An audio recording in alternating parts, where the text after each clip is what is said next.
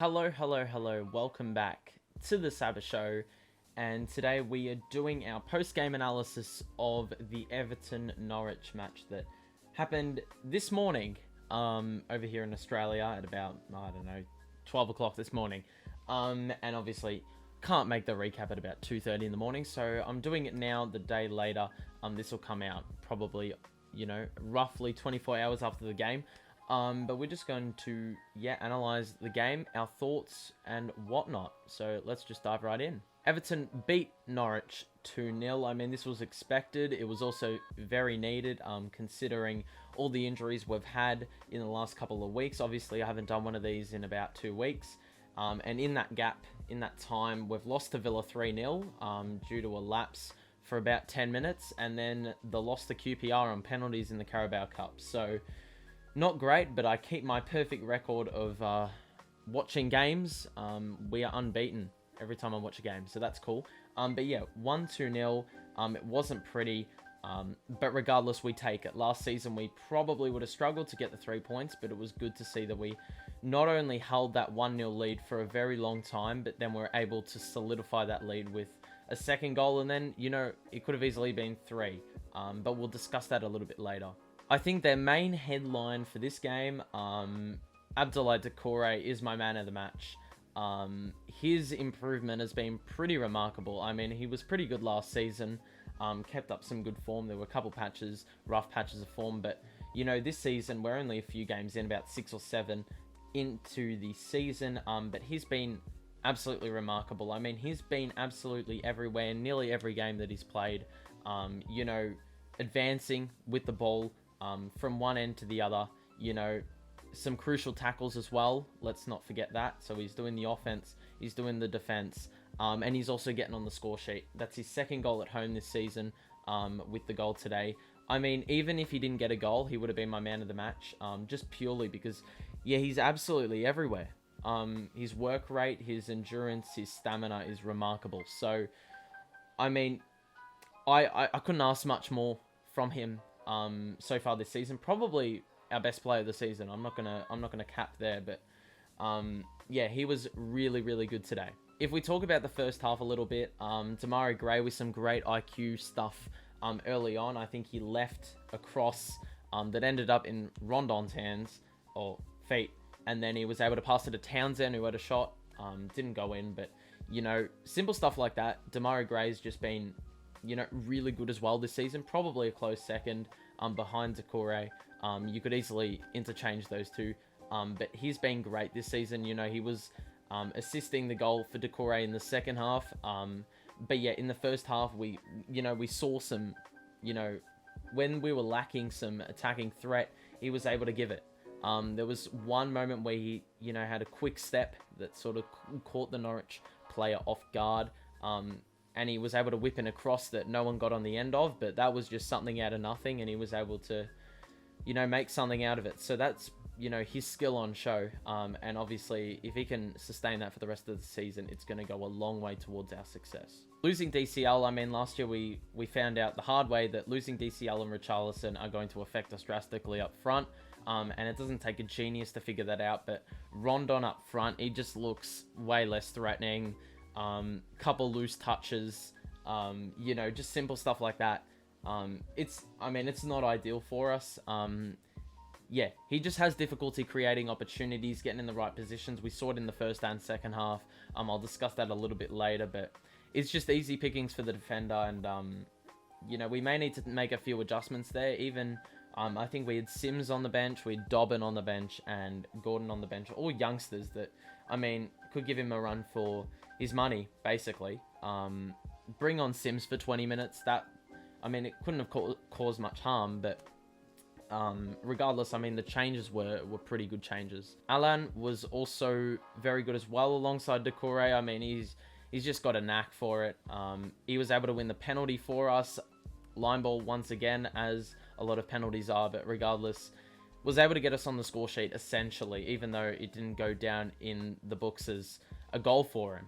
Ben Godfrey was also good in the first half, just, making some advances from the fullback position, obviously replacing Seamus Coleman, but, he was a bit shaky, I believe, against Villa, but He was able to, you know, I mean, if there's one game that you want to regain your form, regain your confidence, it's probably this one against Norwich, who haven't picked up 1 point in the first 6 league games of the season. So Godfrey was able to do that. Something that we were able to sustain all game, which is a really positive sign, is the forward half press. Norwich weren't really able to get it out very easily. There were a lot of like swinging kicks to get it out of the danger zone for them, which I think is just a result of our pressure and being able to close them down, so they have limited options. Probably the only option is being able to go backwards towards the keeper. So we're able to do that very well throughout the game, and that's how we ultimately got our second goal, just that relentless pressure.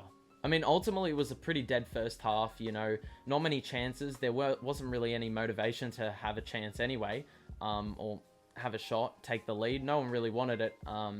But yeah, the penalty was basically the difference maker. Norwich, it's very noticeable about their, you know, their indecision at times, who's going to get the ball, where they're going to go with it. It's not really thinking ahead properly. And then the inaccuracy and execution is pretty low. And that's obviously why they're sitting at the bottom of the table. And we move to the second half. Let's just talk about the goals. Doucoure, as we said earlier, the forward half press was excellent for the majority of the game.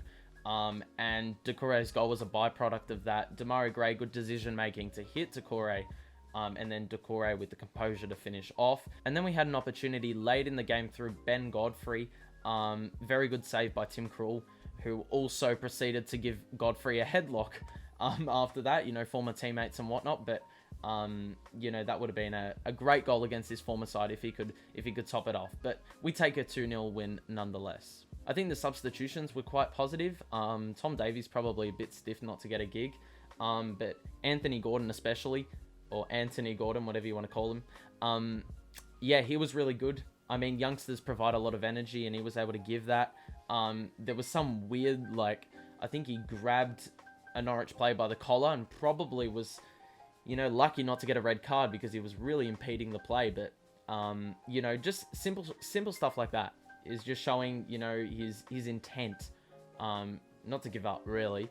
And he had a lot of plays where he was following up. Even though he didn't win the ball, he was able to put a foot in, you know, interrupt Norwich's play, basically. Some people may disagree with me, but Rondon, I actually liked the fact that we kept him out there. If there's one game, as I said earlier, that you want to allow players to regain confidence or pick up some form, it's probably against the worst sides.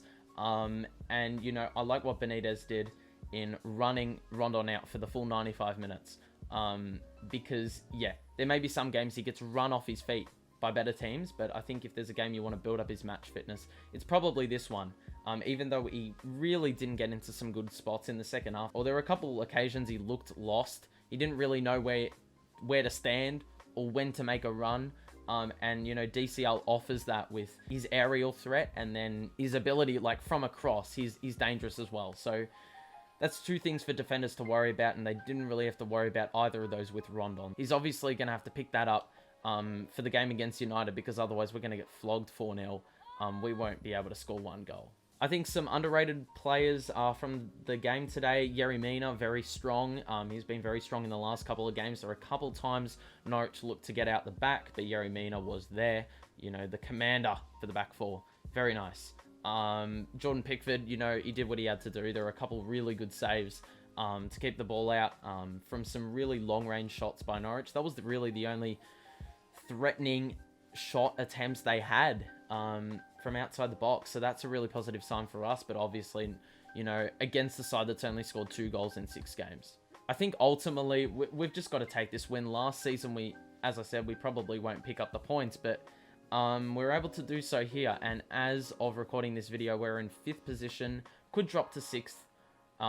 That is a tongue twister if Brighton win. So, I mean, odds, you know, could be in our favour, but we're only 1 point off the top, which is really good. And we're, you know, amongst some good company with Liverpool, Man City, Chelsea, and Man City all above us. Or Man United all above us. So that's really good signs, but we've got United next. Very big match. Coming off a loss against Villa. After that Bruno Fernandes penalty, you know, absolute howler. But, you know, I think it's going to be a really good game. Michael Keane and Yerry Mina are probably going to get a heart attack playing against Ronaldo. But, I think it will be a really good match. And it's very unlikely that we're going to see Richarlison, DCL, and you know, Coleman for that game against United. So I don't know what we're going to do with Rondon up front. If we're going to play him for 60 minutes and change it up a little bit. Play a false number 9, I'm not too sure.